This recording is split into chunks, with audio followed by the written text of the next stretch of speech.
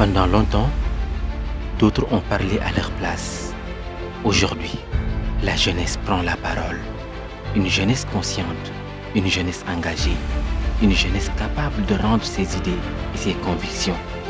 En Casamance, les défis sont nombreux, mais les solutions existent. Et ceux qui les portent ont désormais un espace pour s'exprimer. Deux jeunes, deux visions, deux sensibilités politiques, face à face, dans un débat d'idées, de propositions et de convictions. Sans injure, sans violence, avec le respect de la démocratie. Bienvenue dans Le Bon Profil, l'émission qui révèle les talents politiques de la jeunesse. mbokk internet yi nuyu nañ leen amaat mbégte ak contentement jàkkaarloo waat ak yéen rawatina ci seen deuxième numéro émission Bon Profil comme ni ñu koy xamee Bon Profil mooy émission bi nga xamante ne dafay jox kàddu ndaw ñi ñu daal di mën a yëy yebbi ci li nga xamante ne moom moo di mbirum politique. li ko tax nag mooy gis nañ ne souvent bu jaree li nga xamante ne moo di massification wala en tout cas mobilisation li nga xamante ne moom moo di troupes yi responsable locaux yi maanaam ñi nekk ci base bi ñoom ñooy def liggéey bi ñu mel moo tax na nag ñu daal di jàpp ne loolu jàddu na ñu jox leen kaddu ñi mën a fësal li nga xamante ne moo di gis-gis ak taxawaay seen leader politique looloo tax jóg li nga xamante ne moom moo di émission Bon Profil. tey nag ñu amaat mbégte bu yaatoo yaatu di fi dalal ay waxambaane ay ndaw comme ni ma ko waxee naa leen bàyyi kenn ku nekk si ñoom mu daal di présenté wu wax ana ci ban parti wala mouvement politique la daal di bàyyee ko ma commencé ko jëmale ci li nga xamante ne moo di sama droite Seydou maa ngi lay nuyu lay naan dal ak jàmm ci Voix du Sud rawatina ci émission Bon Profil. Oui, merci beaucoup Jean maa ngi lay nuyu yow it di rafetlu invitation bi ci émission Bon Profil.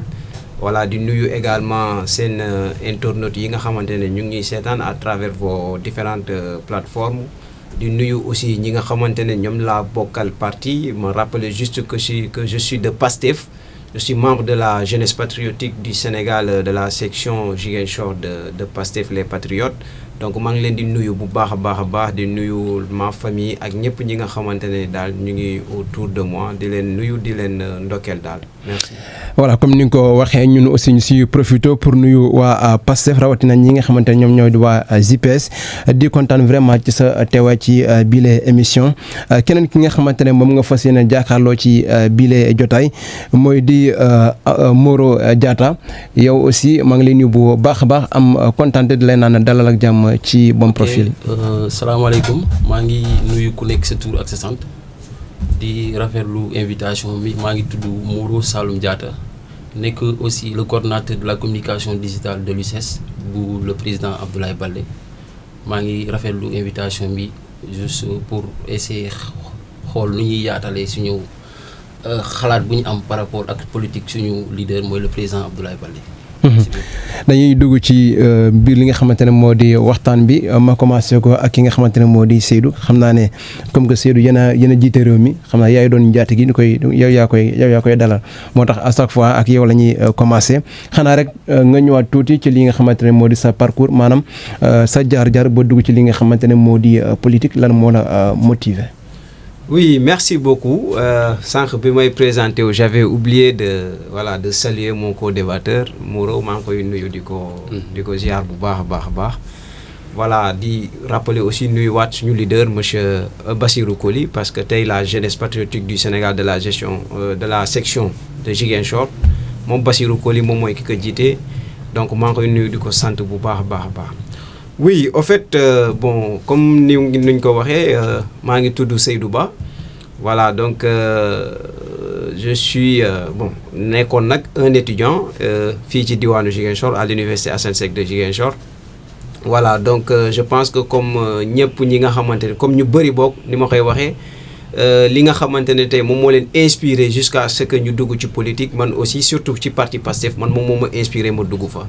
Voilà, di wax ne je ne me suis jamais intéressé de la politique parce que conception bu ñu amoon de la politique mooy que ne voilà ay wax li nga xamante ne du nekkul la ñëw dig population bi loo xam ne da ngay dem defi leneen tout en sachant que nag ce n'était pas ça le vrai sens de la politique mais loolu mooy li nga xamante ne moom moo fi amoon la pratique de la politique politicienne donc loolu taxoon nag man je ne me suis jamais intéressé de la politique mais gannaaw bi ma commencé di am benn prise de conscience bi di déglu ki nga xamante ne moom mooy suñu leader di le président Ousmane Sonko ma koy nuyu de passage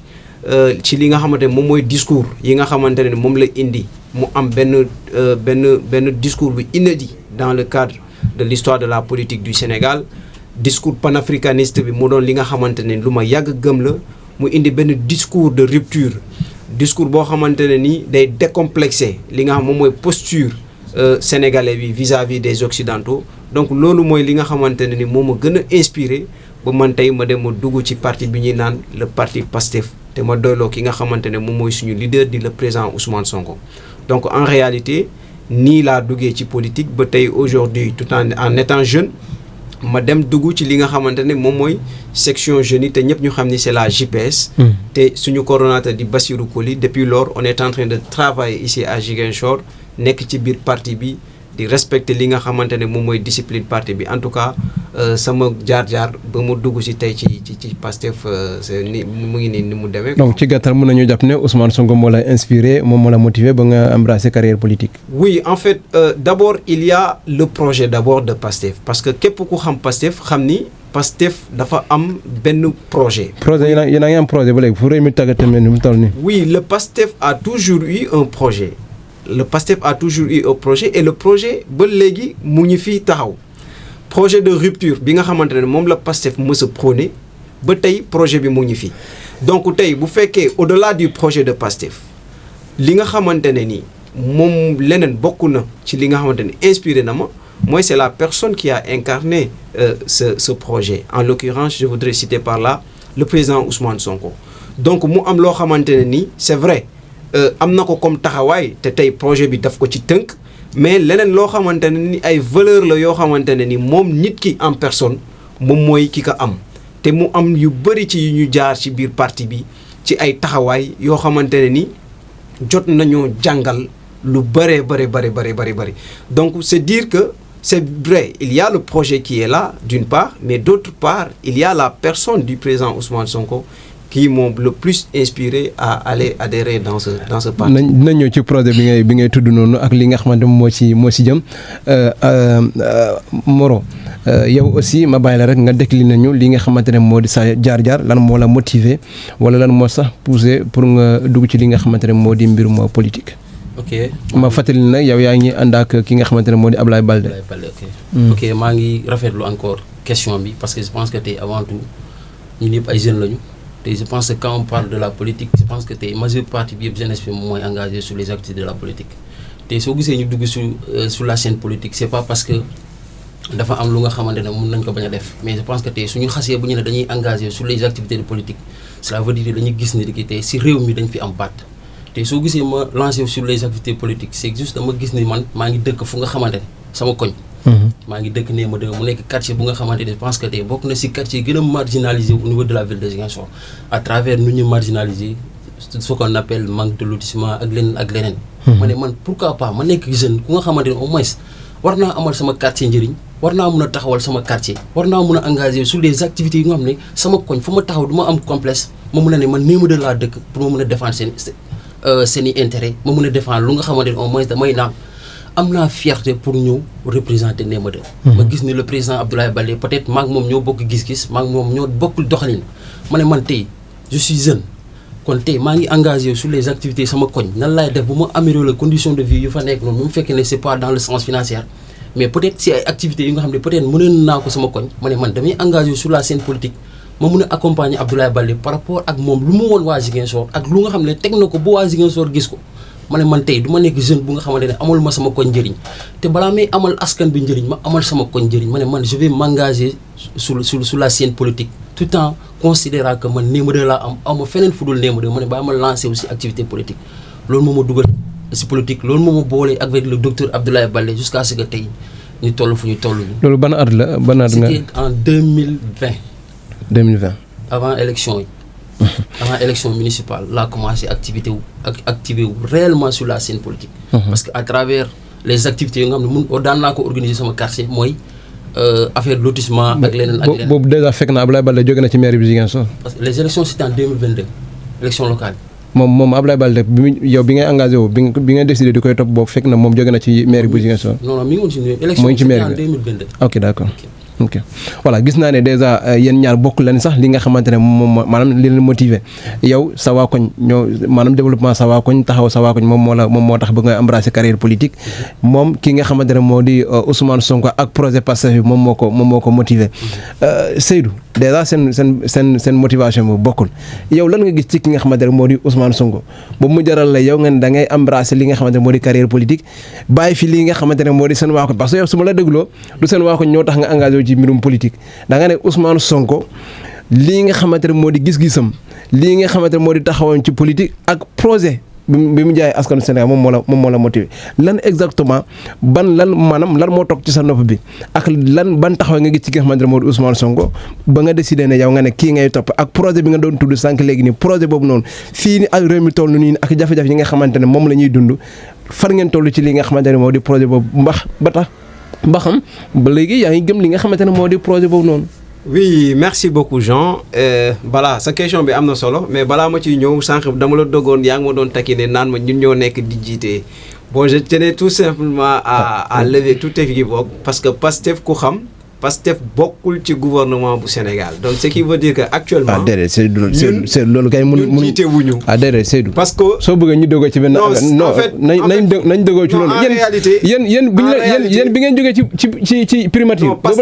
non Pastef jiiteetul parce que balaa ñu naan da nga yow yaa jiite te xam nañu yan instrument tey moom mooy permettre ñu naan nit mu ngi jiite mooy nga téye ce que l'on appelle le pouvoir exécutif et le pouvoir exécutif. Il y a principalement le chef de l'État et également le chef du gouvernement avec son gouvernement. Et aujourd'hui, nous nekkuñu chef du gouvernement bi nga xamante ne buñ koy tabb ñun yëguñu tinuñu benn la. Deuxièmement amul benn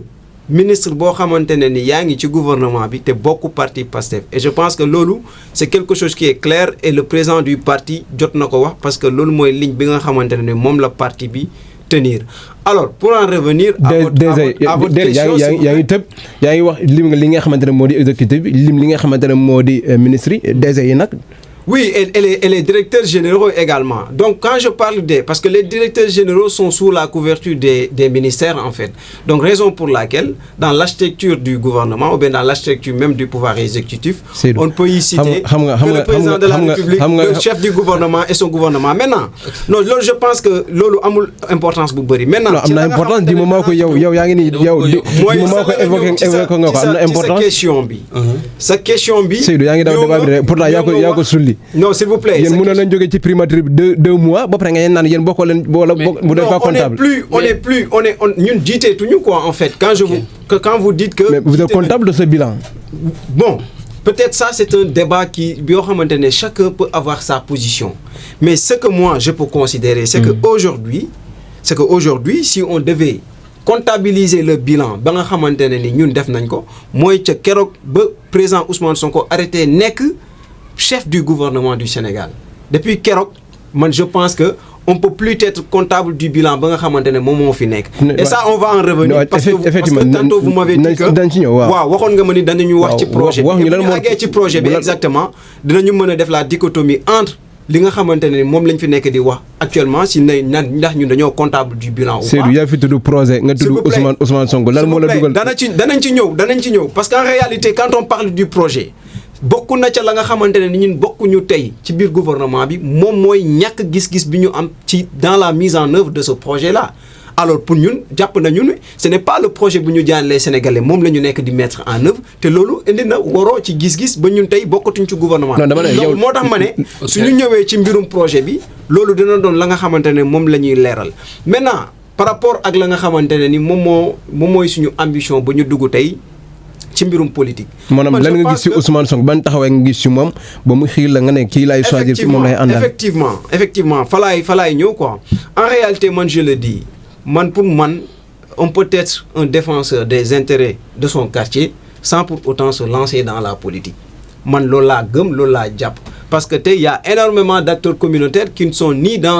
nekkuñu ci benn parti politique am na ay mouvement de jeunes yoo xamante ne bokkuñu ci benn parti politique et pourtant njëriñ ba ñu nekk di amal seen localité yàlla rek moo ko xam donc pour man bokk ci tel ou tel parti politique mënul justifier en fait le fait que tu puisses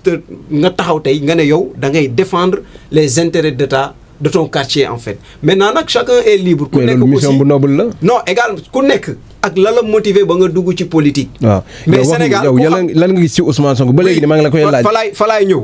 en réalité ba may wax ci le président Ousmane Sonko d'abord dama njëkk citer ce que l'on appelle le projet parce que Pastef dañu jaay les Sénégalais waxtoo leen waxu projet moom tey dafa mel ni teg ngeen ko s'il vous plaît ma ñëw li ma dafa am solo dañu jaay les Sénégalais un projet souverain. projet mu ngi am ba léegi. un projet souverain bi nga xamante ne ni tey dafa ñëw wone la nga xamante ne ni moom mooy taxawaay bi nga xamante ne ñun dañ ko war a am bu fekkee bëgg nañu développer suñu réew. parce que dañu yàgg toog fii ci Sénégal d'abord premièrement la nga xamante ne ni gis nañ ko ci. lu ñu mën a téye ci suñu ay ressources naturelles ñëpp xamoon nañu que ni Sénégal suñu ay ressources naturelles ñun téyewuñu ko amuñu benn programme souverain dans le cadre de la gestion de nos ressources naturelles tey sur le plan de l'économie sur le plan des finances tey gis nañu ne ay mbirum FMI Banque mondiale muy ay bànqaas yoo xamante ne ni ci monde entier bi la ñu nekk di en quelque sorte buñ la garantir ou bien peut-être su fekkee am na dette boo xamante ne contracté nga ko à l'égard de ces institutions financières parfois tu es obligé de suivre la nga xamante ne ni moom mooy ligne ba ñuy adopté donc sur tous les plans on a vu que ni amul souveraineté dans le cadre de notre pays et il y a eu un projet souverain bi nga xamante ne ni Pastef daf ko ñëw jaay un projet boo xamante ne ça va tendre vers l'appropriation de nos ressources naturelles ça va tendre vers une vision ba nga xamante ne ni si ñun la dépendre pour soqali suñu réew ça va tendre vers ce que l'on appelle une souveraineté sur le plan budgétaire ak feneen ci beneen secteur boo ko munti jël dans l'agriculture l'élevage et consort tout mu nekk benn projet bu souverain te projet boobu noonu nag moom la mooy li nga xamante ne ni moom la ñu jaay sénégalais yi te ci biir projet bi également mu am ay principes de la bonne gouvernance yoo xamante ne dañ ko ci évoqué te mu tumaranke woon lool ci mim réew ci biir Sénégal bi fii donc il y a énormément de choses qui sont incluses dans le projet te ñun ñu jàngat ko ñu am benn gis-gis benn conception par rapport à la géopolitique mondiale ñu jàpp ne tey ànd ak projet bi nii moom mooy la nga xamante ne mën nañ fa jaar suqali suñu réew. ma pare ci loolu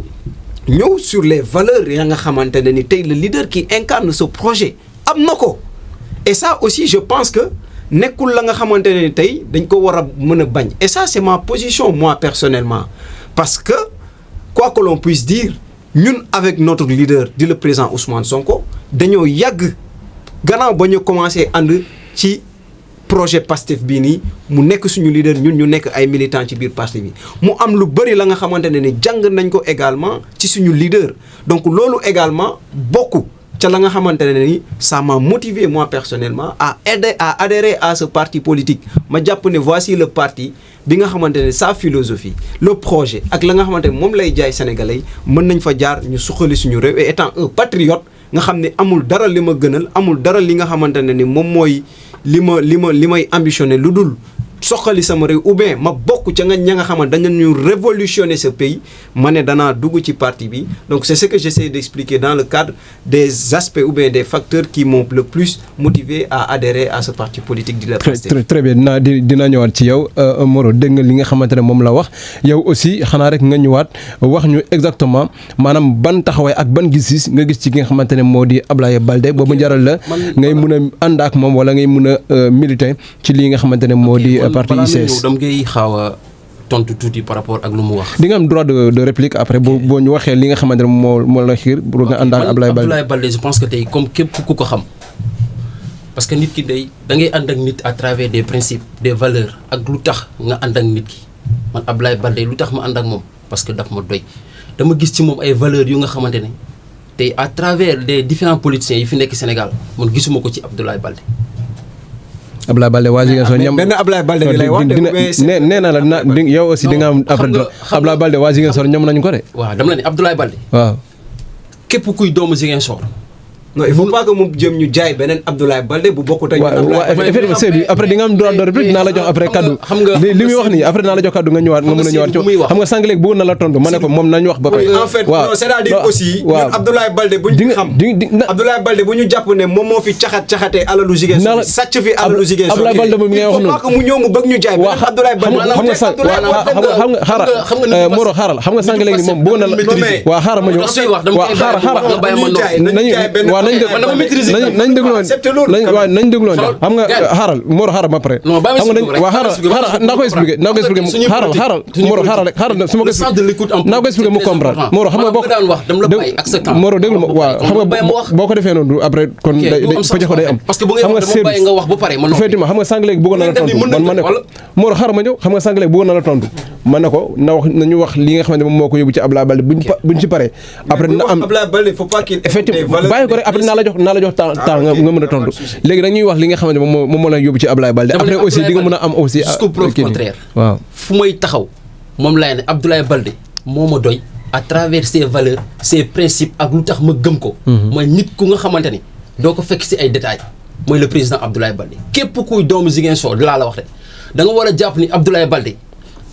à travers les politiciens yu fi nekk Ziguinchor yëpp laa la wax amul Abdoulaye Baldé lu nga xamante ne da nga naan Abdoulaye Baldé lii la fi def fii si Ziguinchor au contraire c'est Abdoulaye Baldé qui a transformé la ville de Ziguinchor dans tous les domaines Abdoulaye Baldé ñii jox lañ leen mairie de Ziguinchor y'a combien d'années ñaata at lañ leen jox mairie de Ziguinchor munoo moo ne à travers les valeurs bu dee seen leader la ëpp ko Abdoulaye Baldé moom leader am bu mu yaakaar valeur yu nekk si Abdoulaye Baldé ak principe yu taxoon moom mu jàpp ne leader am je pense que fee la ëppee baax si Abdoulaye Baldé man ñëw ma fii débattre en tant que la personnalité de Abdoulaye Baldé je suis pas dans ça peut-être moom personnalité Ousmane Sonko moo ko yóbbu foofu non ñu lay déglu bëgg na ñoo xam exactement li nga xam ne moom mu nga gis ci Abdoulaye Baldé ba mu doy la lu ma gis ci moom mooy wóolute bu taxoon waa Ziguinchor wóolu ko mooy ci liggéey ci bëgg Ziguinchor folli nañ ko de mais folli moo tax instant yi Ziguinchor toll fii parce que tey ñoom dañuy jaay à travers leur projet fameux projet BROC à travers les 12 points moo taxoon waa Ziguinchor yëpp yaakaaroon ndigi tey ñii bu ñu ñëwee Ziguinchor à travers le 12 le projet de BROC Ziguinchor va se transformer du jour au lendemain mais tey je pense que tey déception la pour képp kuy doomu Ziguinchor képp kuy doomu di Ziguinchor da nga am déception à travers parti politique bu ñu naan Pastef parce que non seulement dinañ ci ñëw sax maa ngi ñëw foofu noonu damay daaneel on a largement le temps dañuy waxtaan peut-être 45 minutes yoo leen wax nii doo leen ko bàyyi dañuy waxtaan ñu leeral parce que ñu ñuy seetaan dañu bëgg xam ab mairie bu ñu la ko joxee ñu jiit la lu tax ñu jox la mairie bi noonu da nga ko war a xam. donc yow Moro su ma la dégloo muy valeur éthique ak principe. moom nga gis ci ki nga xamante ne moo di Abdoulaye Baldé moom mooy sama leader moo tax ma topp ko. jour bu may dem ba gisatuma lu taxoon noonu dama koy bàyyi. parce que nit doo ko topp pour topp comme ñoom ni ñuy toppee seen leader sans rien. damay descendre dégg ma ak yow dégg nga sànq léegi nii bu mu jëlee kaddu bi ma ko laajtee lan la gis ci ki nga xamante ne moo di son leader Ousmane Sonko ba mu topp ko ci mbirum politique dem na ba cité lii nga xamante ne moo di gestion ressources naturelles yi parce que moom ci Ousmane Sonko ci ay kaddoom ci ay discours am bokk na ci li mu doon wax maanaam dañoo war a rationaliser li nga xam ne moo di suñu ressources naturelles ñu doon caxatee suñu alal bi loolu moom mosu see ànd ci loolu la mosa woo ci li nga xam ne moo di askanu Sénégal wax na aussi jëmale ci li nga xamante ne moo di bonne gouvernance maanaam nu ñu war a sakkanalee alalu réew mi donte sax ñoom ci li nga xam ne moo di seen gestion jël nañu réew mi deux ans déggoon nañu fii ay scandale bu ci mel li nga xamante ne moo di ay scandale Azer bi nga xamante ne xëy na moom moo gën a siiw mais aussi déggoon nañu fi scandale bi nga xam ne moom moo jëm ci mbirum Lonase ak polémique bi nga xamante ne moom la jur ndax jàpp nga ba léegi nii ne ñoom ñu ngi ci li nga xamante ne moo di bonne gouvernance boobu noonu ci li nga xam ne moo di pétrole bi aussi ak gaz bi biñ ko commencé exploiter ba léegi nii ñi sax ñu ngi laajte ana xaalis pétrole bi mais aussi gisoon nañ ne am na ay point positif lu ci mel li nga xam ne moo di or bi gisoon nañ liggéey bu am solo bi nga xamante ne kii di Ngagne Demba Touré def na ko même ki nga xamante ne moo di Birame Souleye aussi ci fi nga xam ne moo di ministère des mines wax na aussi jëmale ci li nga xamante ne moo di projet bi moom ba léegi mu ngi tudd li nga xamante ne moo di projet ndax ponk yi ma lim nii ak wala yi nga xam ne moom la doon développé yaa ngi ànd nga ak ñoom ci li mu wax. ponk yooyu yëpp dafa tënku ci ce qu'on appelle moom lu muy wax noonu mu naan projet moom ci lu muy wax noonu naan projet moo tënk ci bonne gouvernance moo tënk ci gestion moo tënk ci lu nga xamante ne loolu la ñu amoon yaakaar ci waa Sénégal. moo amoon yaakaar ci waa Sénégal mooy looy tënk noonu yëpp ça part de leur projet maanaam projet bu ñu am ñoom bu ñu naan projet bu taxoon les Sénégalais se sont engagés du jour au lendemain parce que dañu amoon yaakaar ci ñoom ñu jàpp ne le président Macky Sall peut-être moom mooy ku nga xamante ne moom moo ŋàcc lépp lu nga xam ne c'est à travers les ressources ak leneen moo tax Sénégal doxul ñu jaay les Sénégalais à travers leur fameux projet ñu ne ñoom dañuy am projet pour doxal Sénégal. Pastef ñu jox leen suñu Sénégal à travers les 54% lu nga xam ne ça n'a jamais existé au Sénégal ñoom ñooy ñëwaat encore tey ñu ñuy jaay projet ban projet 2 ans le Sénégal ne bouge pas nga ñuy wax projet mon frère. Avec ça muy dëgg si ay kàddu. ñoom sa bindoon nañu livre solution. non déglu ma gars xam nga projet mun naa am idée su ma duggee chat bi GPT xam naa ñoom seen chat GPT moo leen jox projet naan projet. mais ñoom defoon nañ fi présentation projet bi. lu ñu fi génnee depuis 2021 mën na 12 projets su ko passé wul sax. parce que ñoom dañuy jékki-jékki ay boobu yu bokkul xam nga tey ab dëkk munoo ko jox apprenti. oto sax boo ko joxee sa apprenti peut-être mun ko Sénégal fu mu toll nii. ñan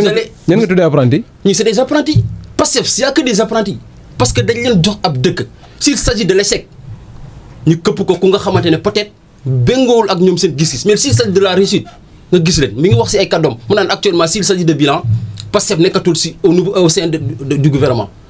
fii ba 2027 déglu bu baax mon frère fii ba 2027 lépp lu fu musaane xew à travers Ziguinchor Pastef moo ko nekk di jiite s'il s'agit de l'échec c'est l'ensemble des personnes qui sont toujours engagées. yokk ba 2029 parce que ñoom ñu ngi fi ba 2029. 2022 c'est à travers leur rêve élection bu jotee Sénégalais di ñu xam fa la ñu taxaw bàyyi ma jàkkaarloo rek dama ne Pastef fépp fu nga xamante ne fii ci Sénégal fu nga xam ne Pastef la ñu voté à travers les mairies wala Sénégal lépp lu nga xam ne échec la ñoom ñooy assumer sans exception en commençant le président Ousmane Sonko ñoom seen président bu ñu gëm bil s'agit de l'échec de Ziguinchor moo ñu fi jóbbee parce que jox nañu ko suñu Ziguinchor yaakaarloo waa Ziguinchor ndiggi tey Ziguinchor man maa ko mën a jiite Ziguinchor man maa ko mën a avancer Ziguinchor maa ko mën a changer waa Ziguinchor engagé jox ko suñu mairie xoolal tey Ziguinchor fu mu nañ ci ñëw sa gestion mairie bi ak tey Sénégal à travers ñoom lu ñuy wax noonu naan président Diomaye Faye moom dàq na ay DG dàq na ak leneen je pense que tey comme ñoom lu ñu ko waxee à travers le projet lu ñu jaay Sénégal l'homme qu'il faut à la place qu'il faut tey Sénégal ñëwuñu fii pour masla suñ la joxee poste de responsabilité boo ko mënul doxal boo ko mënul avancer loo dañ lay génnee teg keneen. kon yow laa gëm kon yow bokk nga ci ñi wax ne projet amul. projet dafa am ñi déggoo la photocopie la amul xamuñu sax kan mooy original bi. mais ñaata cadre ñoo bind projet bi. 4000 cadres 4000 cadres. waaw zonom 4000 cadres du 4000 cadres booy 4000 cadres ñu bind projet est-ce que mos nga gis 10 personnes ñu gën a ñu naan man bokk naa si ñu bind projet avant projet boobu noonu sax brok gënul fi kii gënul fii di solution gënul fii. solution gën a boobu gënul fii leneen ak leneen gënul vision 2050 plan de redressement économique et social gën mais gars yi dama la naan ab dëkk kenn du ko yor si ay caaxaan da ngay teg lu concret nga teg lu factuel mais yooyu yëpp ay vision la ay presse ay mais mën nga am vision bi te mënoo am lu koy doxal wax na aussi jëmale ci li nga xamante ne moo di bonne gouvernance donte ne de temps en temps ñu ngi dañuy dégg ay li nga xamante ne moo di ay scandale jàppoon ne aussi réew mi ñu ngi koy teg ci li nga xam ne moo di ay raay maanaam ñu sakkanal alal réew mi ok xam nga man politique baax na mais dañuy xool luy jëmale suñu askan kanam man je suis toujours d'accord que suñu alal réew fépp fu muy dugg war nañ ko mën a xam suñu alal réew kenn waru ko jël di ko caxatee loolu laa gëm s'il s'agit par rapport ak ñu ànd ak ñun muy keneen ak keneen ku nga xam ne ànd naa ak moom ba jàpp ni peut-être suñu xaalis la jël mu koy fooyee yoon moo fi nekk. je pense que tey Sénégal boobu d'accord ak ñoom. man d'accord naa ak loolu Sénégal dafa toll fu nga xamante ne tey man suñu justice suñu ñu nga xamante ne au moins ñoom ñoo yor suñu justice ñu ngi doxal seen liggéey s'il s'agit quelqu'un ku nga xam ne jël na alalu askan wi na ko delloo fu mu nekk man loolu laa gëm mais mënuñuy jaay projet moo amatul Sénégal. peut-être si seen i rêve la mais gëmatuñu leen ñii. alors Seydou dégg nga li mu wax nee na projet bi moom xëy na da ngeen koy tudd noonu rek mais moom gëmul ne projet am na Seydou xam na sa projet amul. loolu lan nga ciy tontu sànq léegi noonu aussi yaa ngi doon bëgg a rebondir ci par rapport ak li nga xam ne moom la doon wax ci Abdoulaye Baldé maanaam valeurs yi éthiques yi ak principe yi nga xamante ne jàpp nañ ne loolu bokk na ci li nga xamante ne moo ko pousse ba mu ànd ak moom Abdoulaye Baldé tontu li. oui au fait. man je pense que fu mu daanelee d'abord fa laay njëkkee parce que moom nee na pour képp ka nga xamante ne ni tey da nga jël alalu réew mi nga delloo ko et je pense que s'il y a parmi ces gens là ka nga xam ne mën nañ ko fa citer Abdoulaye Baldé ci la bokk. 2 ans ngeen jël réew. s'il vous plaît 2 ans la ñuy jël réew. bu fekkente ne moom muy wax noonu dafa am fu mu ko teg wala il a les preuves. xaaral xam nga sànq léegi nii xam nga sànq léegi loolu wax lu nga xamante ne man waaw mais su paree man naa la jox kàddu nga mën yow sànq léegi nii yaa ngi doon wax bu ma dégloo dana xam fa ma waaw sànq léegi yaa ngi doon wax après moom déglu na bàyyi la moom mu ngi doon encaissé yow tamit da nga encaissé après ñu dar rek nee na il est d'accord que képp ku jël alalu réew mi nga delloo ko fa nga ko jëlee man nee naa bu fekkee bokk na ci ñàkk ka nga xamante mën nañ ko citer ci biir ñi war a delloo alalu réew mi Abdoulaye Baldé ci la bokk ñun dañuy réclamer à ce que lu mu fi sàcc ci alalu Ziguinchor yi mu delloo ñu ko fa laay tàmbalee. dafa am lu mu sàcc ci fa la daanelee je vais en venir et il a parlé de valeur man pour man Abdoulaye Baldé amul valeur ak principe yu mu ñu bëgg a jaay ci Abdoulaye Baldé loolu amul franchement parler loolu amul. bilan maa ngi parce que ñun ñëpp on était témoin du rapport de la Cour des comptes sur la période de 2015 ak 2018 bu fi épinglé Abdoulaye Baldé on va en venir bu ñuy wax ci gestion municipalité moo tax man damay naan su ma toogee ba benn instant gis ay nit yu mel ni Abdoulaye Baldé ju ñëw bëgg a encore briguer le suffrage des Ziguinchorois ma damay ne ñii kii est-ce que am na ngor angum parce que yow mënuñu la jox ab dëkk nga gérer ko lu toll ne Cour des comptes muy ba cour ba nga xamante ne par excellence moom moo ñu mën a defaral les audits sur la gestion des affaires publiques moo xam au niveau local ou bien au niveau national tegal la ne la lii moo ci am wala lee amu ci kooku génnee ab rapport bi épinglé la ne la yow sur la gestion de 2015 à 2018 am na ci caxat-caxatee bi nga xam ne caxat-caxatee ngeen ko alalu Ziguinchor waay tey ngay ñëw di amaat audace di ñëw taxaw ci kanamu Ziguinchor waay nga ne yow da ngay laajte seen suffrage loolu yàpp Ziguinchor waay te Ziguinchor waay nelawuñu loolu duñ ko accepté te nag mu ngi doon wax ci entre le président Ousmane Sonko ak Abdoulaye Baldé man pour man on peut pas comparer Ousmane Sonko à Abdoulaye Baldé. mais parce que y a pas de loolu mënuñu ko comparer ndax xamalu tax non loolu sax c'est à un moment c'est à la limite manque de respect sax man sama leader taxaw fii nii di ko comparer ak Abdoulaye Baldé parce que seen parcours yi bokkul seen discours yi bokkul le président Ousmane Sonko. mënul nekk s'il vous plaît principe lay wax ak mënul nekk non principe weesuwul ñu dënk la alalu réew mi nga garder ko comme ni mu waree te doo ci sàcc dërëm Ousmane Sonko il est le seul leader politique bi fi taxaw mu nekk inspecteur des impôts mu taxaw ne bu fekkee état mës na gis fu mu détourner ab dërëm.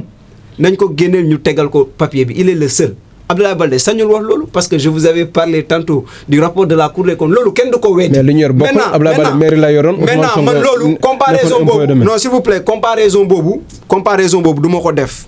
franchement et il a parlé de la transformation de la ville Abdoulaye Baldé certes il a transformé ñun loolu dama koy accepter am na la nga xamante ne def na ko fi en tant que maire de la commune de Ziguinchor maintenant nag. man rapport Cour des comptes sur la gestion de 2015-2018 ku la ne dafa sàcc ci carburant ne la dafa sàcc suuf ne la rapport ya nga ne la procédure dafa am ay entorses dans le cadre de la procédure de passation des marchés publics kooku man ça m'amène à dire que kii war nañu mën a def benn audit bu profond ci gestion ba nga xamante ne amoon nañ fi réalisation yi ñu fiy gis pavé yu mu fi def ci tali et consorts est-ce que par rapport ak entorses yi am ci procédure de passation yi amul la nga xamante ne ni laalee na ci donc c'est dire tout simplement man tey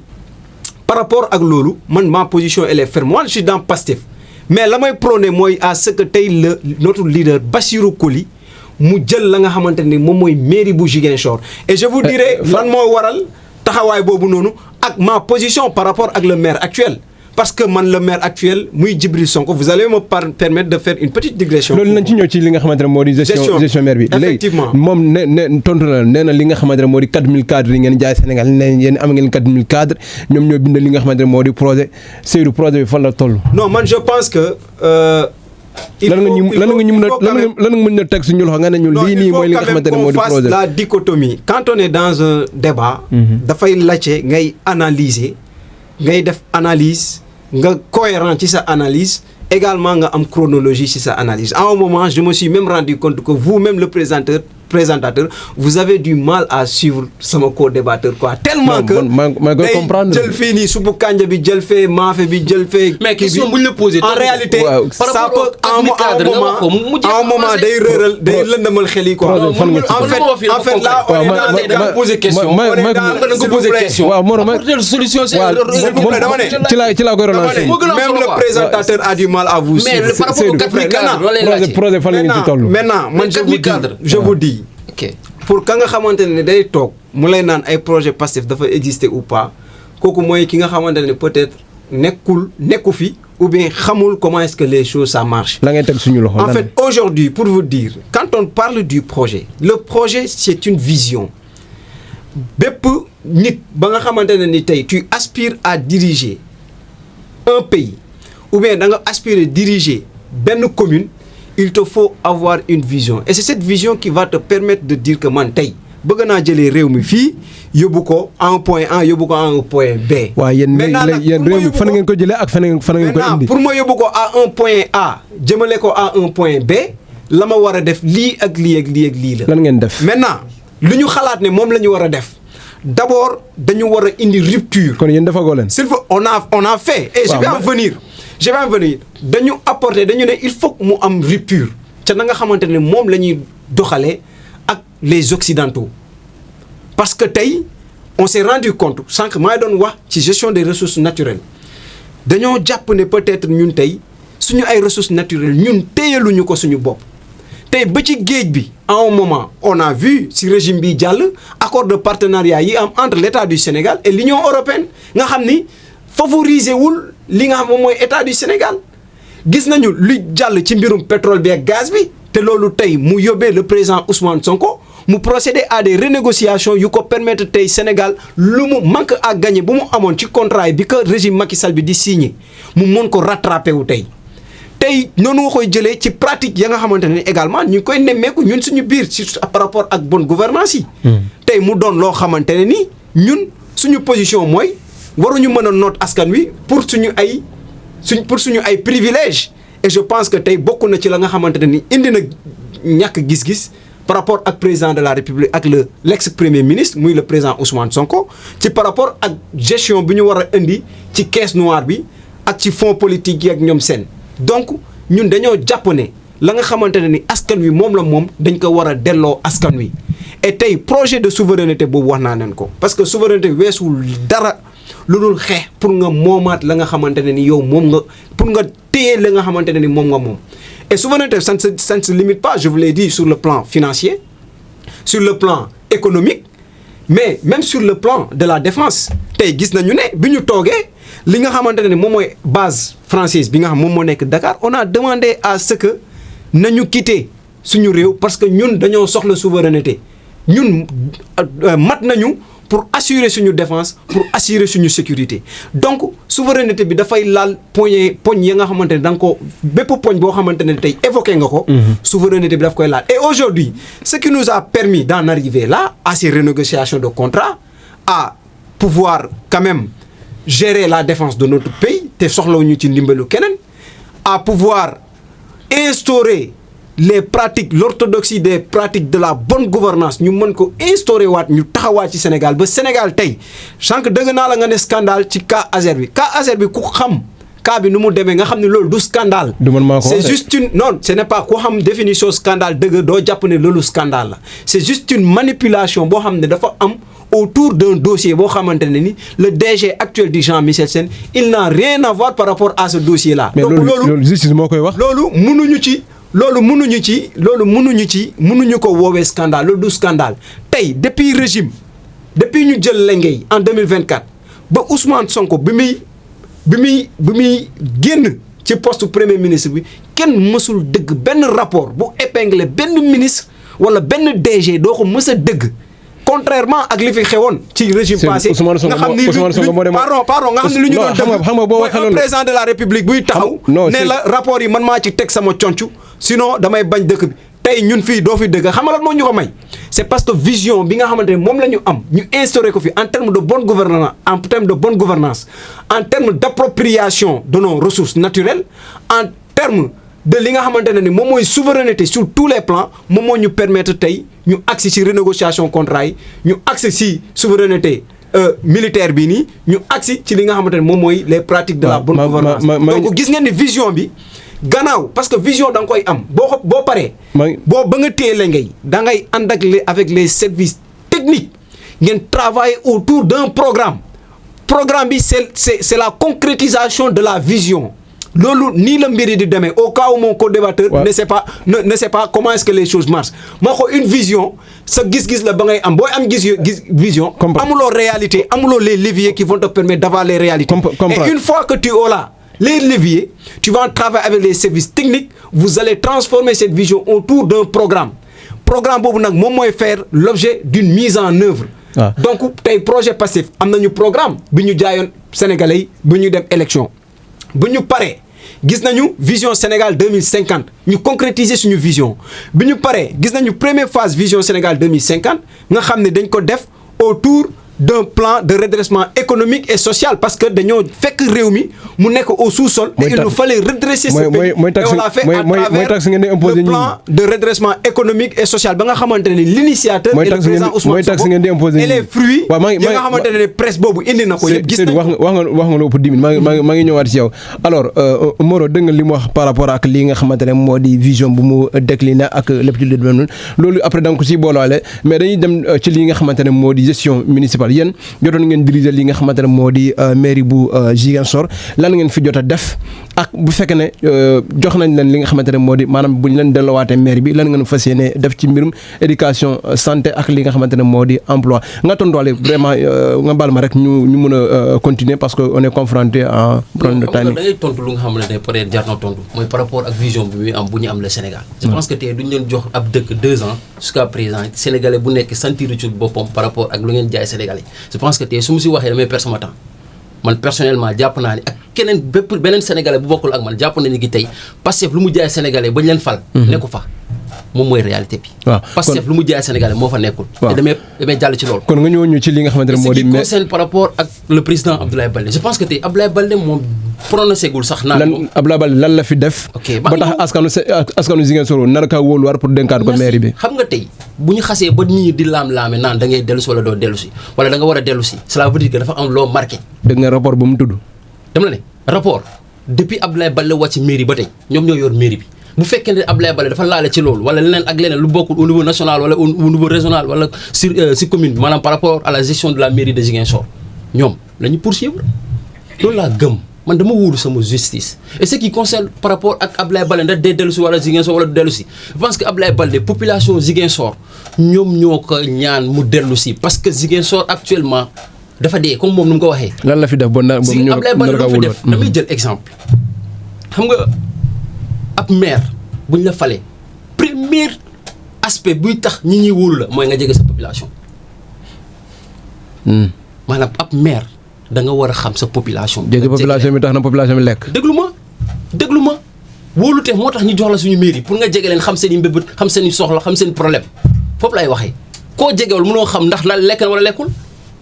je pense que tey actuellement à Ziguinchor le président Abdoulaye Baldé pour mu dellu si waat mairie de Ziguinchor exigence la képp ku nga xam ne jàpp nga dëgg Ziguinchor suñ ko bàyyee ci loxo nii Ziguinchor si yàqu lay dem. parce que au sein de Pastef lan la fi def loo xamante ne Baldé lu mu fi def à Ziguinchor moo fi des.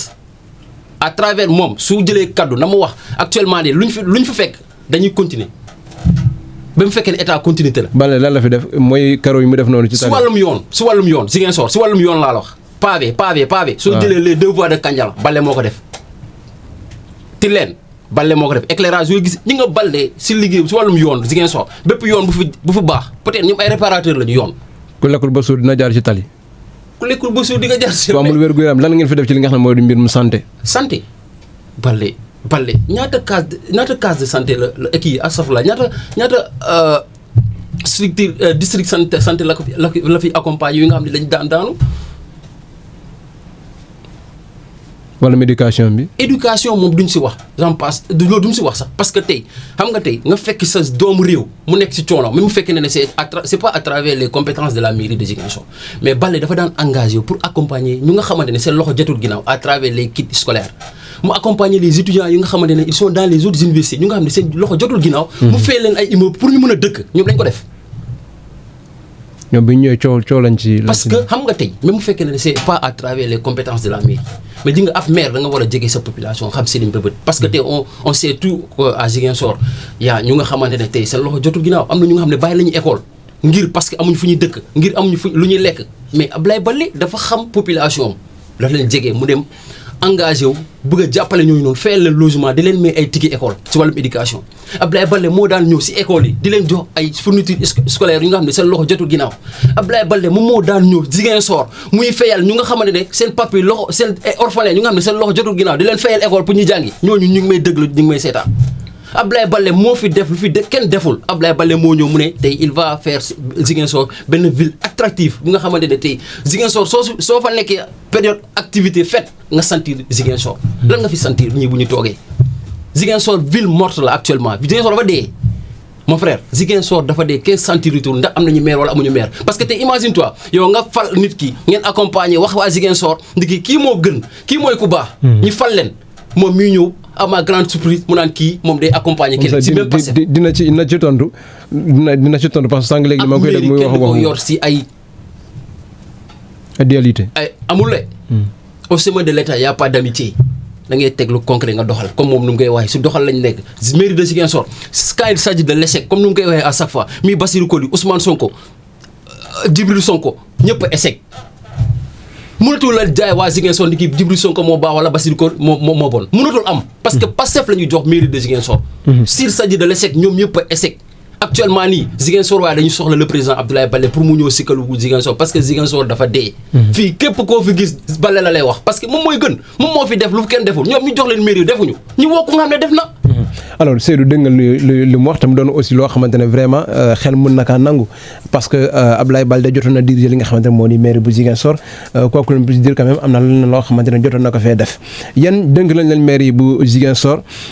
ngeen dawal tuuti rek ñu gis ne xëy na ci seen biir dafa am ay xaajaloo ñenn ñi dañoo dem ànd ak ki nga xamante ne moo di Djibril Sonko ñenn ñi dem ànd ak ki nga xamante ne moo di Bassirou Koli tey lan nga ñuy mën a wax par rapport ak li ngeen jot a réaliser ci mairie bu Ziguinchor ci loo xamante ne nit ñi vraiment mën nañoo wax ne lii nii bilan la ci lii nga xamante ne moo di seen gestion. oui merci beaucoup. nga tontuwaale jëm ci li nga xam moo di seen division boobu noonu. oui au fait d'abord la nga xamante ne ni man bëggoon naa ko leeral mooy que ne man actuellement pour ki nga xamante ne xam nga ma et ki xam également la position de la majorité des jeunes ou bien même de manière générale de la population de Ziguinchor mooy nga xam ne ki tey lu ñu jàpp ak li nga xamante ne moom mooy suñu mbébét bu gën a mag mooy c'est de mettre monsieur Bassirou Koli à la tête de la mairie de Ziguinchor tey képp ki nga xamante ne ni am nga conscience ou bien bëgg nga am yaakaar que ni Ziguinchor dana mën a defaru c'est nga xeex la pour ñu jël maire bi teg ko ci loxo Bassirou Koli loolu laa gëm loolu laay xeex Bassirou Koli moom laa gëm que ni moom mën na soqali mairie bu Ziguinchor te ci loolu noonu moom laay dox. c'est parce que maintenant pour su ma paree foofu. ci li nga xamante ne bëgg naa cee ñëw Djibril dafa mënul li nga xamante ne li nga xamante ne bëgg naa cee ñëw. doo ma tontu ci dama laaj non j'arrive maa ngi ñëw li ma bëgg a wax mooy tey xam nañu ne le président Ousmane Sonko moom la ñu mettre à la tête de la municipalité de Ziguinchor bi mu ñëwee mu am vision bi nga xamante ne daf ko am te loolu moo ko permettre woon mu mettre en place le programme Burok bi mu ko tegee ci biir programme boobu noonu gannaaw bi le président Ousmane Sonko àndee ak ay kàngam ñu liggéey travailler am benn schéma bu ñu tracé ñu am sur les 5 ans ay objectifs yu ñu am pour développer la commune de Ziguinchor ñu teg le programme Burok ci biir programme boobu am na 12 projets phares ya nga xamante ne ni moom moo ci génn. je rappelle que ni le président Ousmane Sonko ay techniciens yu mag ay kàngam un peu partout dans le monde le saisir travailler ak ñoom et ci biir kàngam yooyu sax monsieur Pierre Atepa Goudiaby bokku ci mu liggéey ak ñoom ba mën a teg schéma ba 12 projets phares yi génn ci mu doonoon projet yoo xamante ne moom la ñu waroon réaliser pour mën a génnee Ziguinchor ci guute bi nga xamante ne ni ci la nekkoon le président Ousmane Sonko ñëpp xam nañu ne ni boobu jamono le président Macky Sall bàyyi ko mu liggéey parce que Ousmane Sonko dafa taxaw ne le laboratoire de transformation du Sénégal Ziguinchor la. suñ ko bàyyoon mu liggéey dana doon transformer Ziguinchor de telle sorte que sénégalais yëpp dañ taxaw ne kii jot nañ ko Ziguinchor mu génnee ko point bi yóbbu ko point B. Ousmane Sonko kon kii nii war nañ ko mën a. Ousmane Sonko kii war nañ ko mën a. Djibril Sonko moom maa ngi ñëw damay analyser. non Cherif waaw maintenant timing moo tax ma lay wax noonu. ok très rapidement. waaw Ousmane Sonko nekk fi Djibril moom fi nekk. tey projet yooyu noonu taxaw fi le président Macky Sall bàyyul le président Ousmane Sonko mu liggéey mu nekk ci ay benn manipulation jël ay def ay. di indi ay affaires politico-judiciaires yi nga xamante ne du jeex di ko gàllankoor tout le temps ba le président Ousmane Sonko amuloon temps pour mën a mettre en œuvre li nga xamante ne moom mooy projet yooyu noonu. et maintenant mu jël choisir tey le maire actuel bi fi nekk. Djibril Sonko. mu ne maire actuel bi ñëw hérité fauteuil chef l'exécutif municipal bi mais lan la def depuis lors li nga xamante ne ñun dañ ko nemmeeku mooy lépp li nga xamante ne Ousmane Sonko daf ko fi tegoon le maire actuel dafa ñëw génnee ko fi dem adopté beneen yoonu boppam raison pour laquelle ñun képp ku respecté wul suñu leader parce que manque de respect bi dañ ko foofu lañ ko njëkk nemmeeku parce que mënuñu toog tey teg lu ñuy teg yow nga ñëw hérité fauteuil bi nga dem nga tegaat beneen programme premier manque de respect à l'égard de notre leader Ousmane Sonko moom la le maire actuel defoon foofu loolu benn la seen projet la loolu benn la bi ñu demee doxal gis nañu tey les conséquences négatives yi nga xamante ne loolu am na ci et raison pour laquelle ñun tey ñu taxaw ñu gis ne kii mënul yóbbu commune bi fenn ñu jàpp ne Pastef moom moo war a téye la municipalité ñu xool suñu biir gis ne monsieur Bassirou Kori war na ko mën a doxal ñu jox ko alors maintenant. Djibril bokkul Pastef. par rapport déggul par Jalil maintenant je vous dis. tey li nga xamante ne ni nemmeeku nañ ko fii en termes de recul surtout sur le plan infrastructure ñun loolu yëpp nekkul lu ñuy rafetlu te tey loolu moo ñu gën a motiver ñu nekk ginnaaw Bassirou Kori di ko xeexal pour mu jël la municipalité tey. gis nañu Bassirou ak Djibril ñoom ñoo bokk ànd ci nga xamante moo di maire yi gis nañu ay manquement yu bëri tey damay jël li nga xamante ne par exemple moom mooy parcours sportif bu ñu def fële ci université Assane Seck te loolu je demande au maire mu génn mu leeral ñu ou bien même je demande à ce que si bu fekkee monsieur Bassirou Koli bés bi yàlla def mu doon maire bu soobee yàlla en 2027 il faut que des audits soient ouverts parce que aussi on peut pas investir des millions pour defar benn parcours sportif tey je vous demande yéen ngeen dem def fa reportage presque matériel yi yëpp a yàqu tey gis nañu situation Kandé bi nga xam ni tey da nga fay dem yoon bu baax sax Kandé ndox baa ngi tax partout moom lan lay def di fa dem construire benn pataugeoire lan la damaa génn ak sama njaboot ñu ngi doxantu dem Dakar gis ne non construire nañ fa benn pataugeoire bon neex na ma ne xaaral ma ñëw Ziguinchor ma tabax ko foofu noonu également alors que am na yeneen priorité tey ma jàpp ne c'est un maire qui est en train de gérer la commune selon ses humeurs et une commune ne se gère pas par des humeurs une commune se gère à travers une vision boo xamante ne vision bu leer nañ la nga dox ci mise en œuvre projet boobu te yow liggéeyoo dara pour mettre en place cette vision pour mettre en place ce programme léegi yow da nga ñëw fekk lépp ñu defar la ko ñu ne la dox ci nga bàyyi ko raison pour laquelle ñun mënuñu ànd ak le maire actuel dañ koy xeex sax pour mu jóge ci commune bi ñu teg fi ki nga xam moom mooy Bassirou Koli maintenant pour en venir par rapport ak Abdoulaye Baldé moi je vous le dis non par rapport à ce point je suis en train d'analyser j'ai différents points maa ngi sama dernier point moi je vous l'ai dit Abdoulaye Baldé rapport Cour des comptes dafa génn man moo tax dama ne kooku warul wax kooku dafa waroon noppi rapport Cour des comptes période 2015-2018 ñu génn ñu ne la da nga dépensé si période boobu 367 millions 367 millions vous vous imaginez ci carburant kese carburant boo xamante ne ni tey boo jëlee 367 millions yooyu 92 millions par an moom la ñu dépensé ci période boobu noonu durant période 2015-2018 ñu pare ci loolu ñu ne la 72%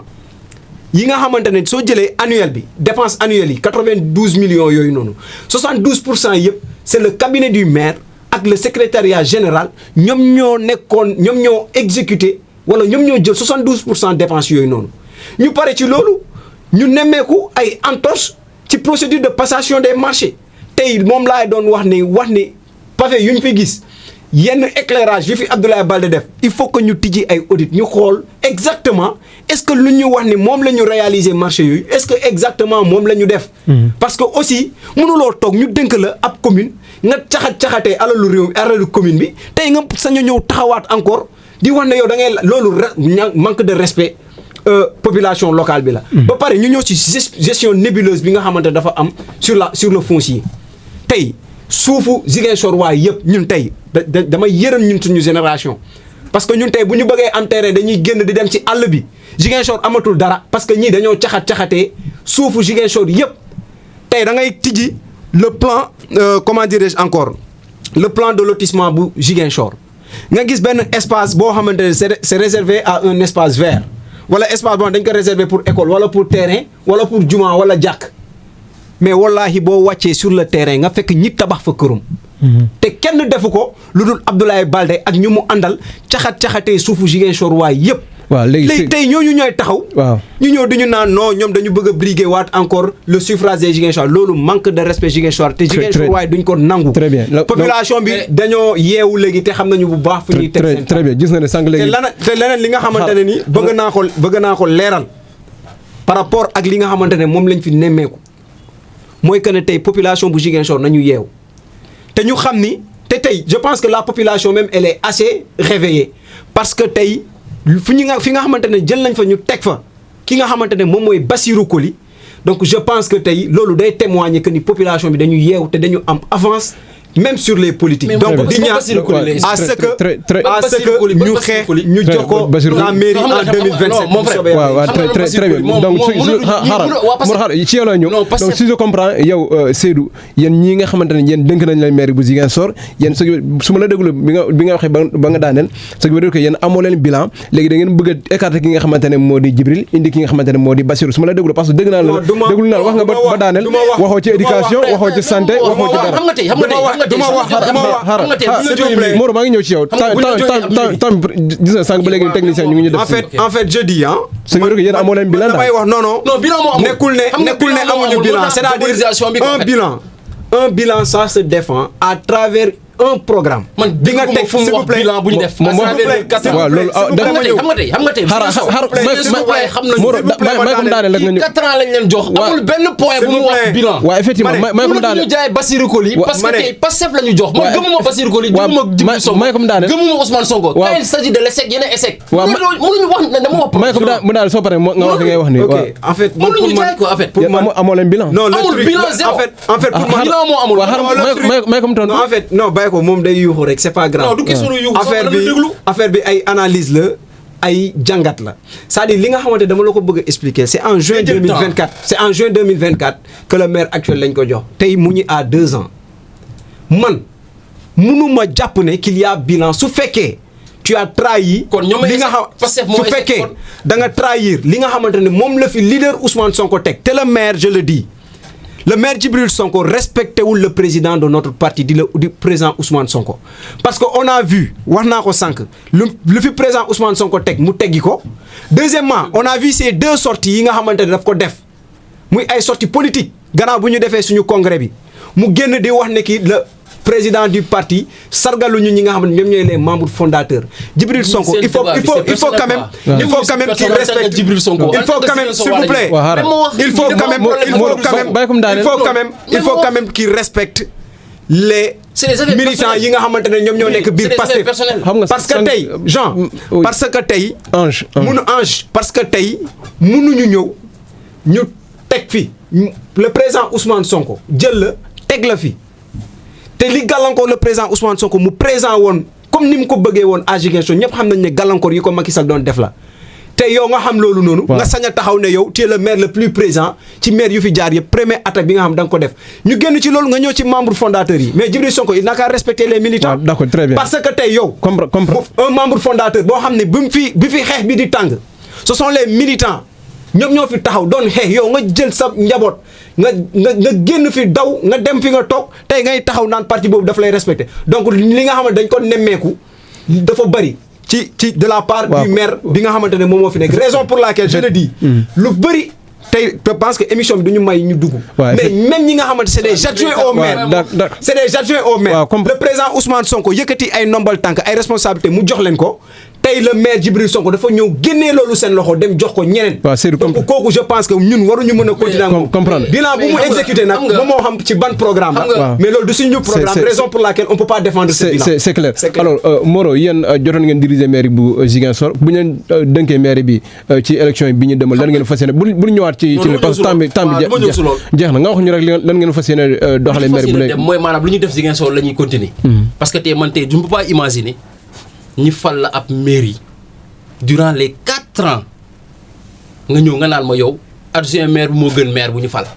loolu mënoo leen ko jaay dugal ko si xel Ziguinchor waaye actuellement Pastef moo échec au niveau de la mairie de Ziguinchor léegi ils vont essayer de situer l'échec de Pastef ñu naan kii moo baax kii moo bon mënoo la ñu jaay personnalité de Djibril ni de Djibril Ousmane Sonko ni de Bassirou Koli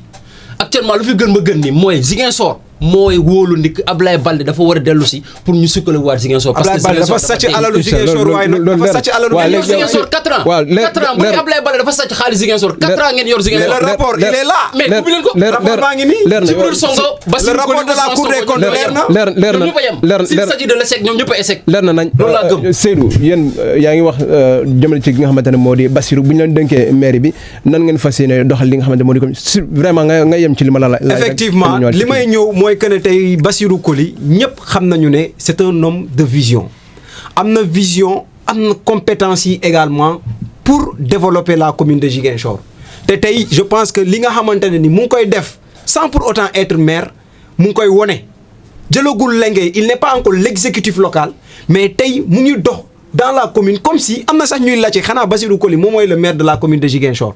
ngir action yi nga xamante ne mu ngi koy mettre en œuvre à l'égard de la jeunesse à l'égard de l'emploi des jeunes parce que tey quand on parle même de la question de l'emploi des jeunes il y a des programmes d'entrepreneuriat de formation des jeunes topographie bi nga xamante ne ni tey dañ ko fi initier pour former ay jeunes former leen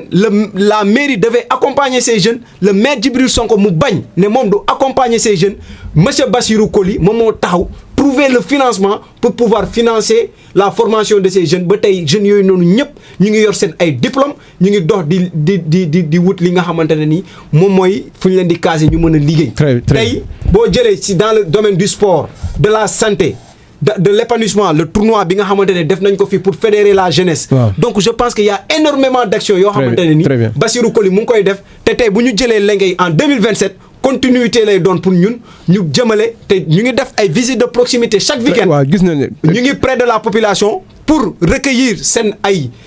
li nga xam moom mooy seen ay doléances. ñu mun ko inclure ci programme bu ñu leen di proposer en 2027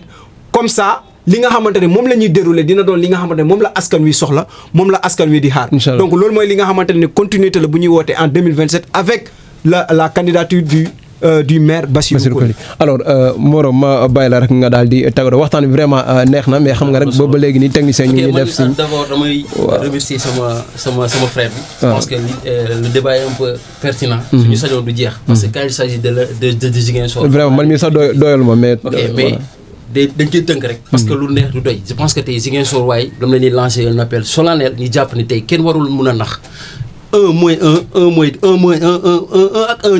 ñooy benn. Bassirou Coly mënul leen jaay. Bassirou moo bon. Bassirou mooy Djibril mooy Bassirou mooy Bassirou. meilleur profil buy tax Ziguinchor gën ci loxo yi mooy le docteur Abdoulaye Baldé. mu nekk ku nga xamante ne il a déjà prouvé il a déjà montré que les Ziguinchor waaye dëkk moom Ziguinchor la gëm Ziguinchor la wóolu à travers les crédits yu fi nekk di xew naan balle lii balle nii je pense que tey ñu gëm Ziguinchor ñu wóolu ndiki Ziguinchor ci loxo yu mu nekk nii c'est des apprentis ñu gëm ndiki Ziguinchor ñii amuñu benn vision pour la commune de Ziguinchor jàppale ndiki ne président Abdoulaye Baldé war na mën a dellusiwaat pour génnee loxo yi ci ñu nga xamante ne c'est des apprentis qui n'ont pas de permis dañu war a dem uti permis pour mën a dawal Ziguinchor te Baldé il a déjà permis yom am na lu nga xamante ne peut-être mën na gis na yoon bi nañ ko jox suñu ville pour Ziguinchor génn ci loxo yi parce que il est temps. Très bien 4 ans sans rien. alors Seydou sa mot de la fin nga jaaree. oui Ange dama lay sant di la gërëm par rapport ak invitation bi. voilà di sant di gërëm suma co-débatteur bi également je pense que le débat est pertinent. et je pense que c'est la commune qui gagne. donc li nga xamante ne dama koy lancer comme appel à l'égard de la population mooy que ne tey je pense que population bu Ziguinchor kenn dootu leen présenter kan mooy Bassirou Coly. ngir action yi nga xamante ne mu koy def moo xam ci social moo xam ci sport moo xam ci épanouissement jeunesse bi moo xam ci ay action de développement de la jeunesse moo xam ci ay action de développement de la population de manière générale donc li nga xam dama leen di koy lancer comme appel mooy nañu jàppale doomu Ziguinchor boobu noonu te ñu xam ni am na yéene am na bëgg-bëgg ngir vraiment développer li nga xamante ne ni moom mooy la commune de Ziguinchor pour un maire boo xamante ne day taxaw ne la salaire bu ñu may fay ci mairie bi danaa ci xaaj temps pour accompagner ko les femmes loolu je pense que kooku noonu bëgg-bëgg bu mu am ngir askan wi. je pense que dara waru ko mën a mesurer donc di lancer seen appel ci loolu di sant di gërëm di ko sant di ko gërëm moom Bassirou Coly ak ñi nga xam ne ñoom laa àndal ñoom ñëpp ci cadre liggéey bi. waaw sama frère Ousmane Danfa moom it maa koy sant di ko gërëm bu baax a baax avec toute la JPS maa ngi leen di nuyu di bu baax a baax. ak staff bas bi staff bas ak cabinet bi nga xamante moom moo nekk ci ginnaaw parce que ñun ñëpp maa leen di sant di leen gërëm quoi voilà di leen sant merci beaucoup vraiment man tamit kontaan naa vraiment ci seen taxawaay gis naa ne vraiment waxtaan bi am na solo bu baax a baax mais mënuñoo wax lépp lu duuf ci li nga xamante ne moo di nag bi xajul ci cin bi dañ koy bàyyee rek xanaa ñeneen bu ñu amaatee beneen débat ak ñeneen ñoo xamante ne ñoom ñooy bàyyee ko ci seen parti bu ñu ñëwee ñu daal di mën a égal li nga xamante ne moom ngeen jotoon a junju yéen mbokk internet yi cant ak ngërëm tamit ñeneen la bu baax a baax yéen la ñuy safoo à chaque fois yéen a ñuy gunge ci waxtaan bi may gërëm aussi techniciens yi nga xamante ne ñoom ñoo jàpp ci liggéey ba mu daal di yemb ñu jox leen dig daje ci beneen numéro Bon Profil incha allah ak yeneen invité. Pendant longtemps, d'autres ont parlé à leur place. Aujourd'hui, la jeunesse prend la parole. Une jeunesse consciente, une jeunesse engagée, une jeunesse capable de rendre ses idées et ses convictions. En Casamance, les défis sont nombreux, mais les solutions existent. Et ceux qui les portent ont désormais un espace pour s'exprimer. Deux jeunes, deux visions, deux sensibilités politiques, face à face, dans un débat d'idées, de propositions et de convictions. Sans injure, sans violence, avec le respect de la démocratie. Bienvenue dans le Bon Profil, l'émission qui révèle les talents politiques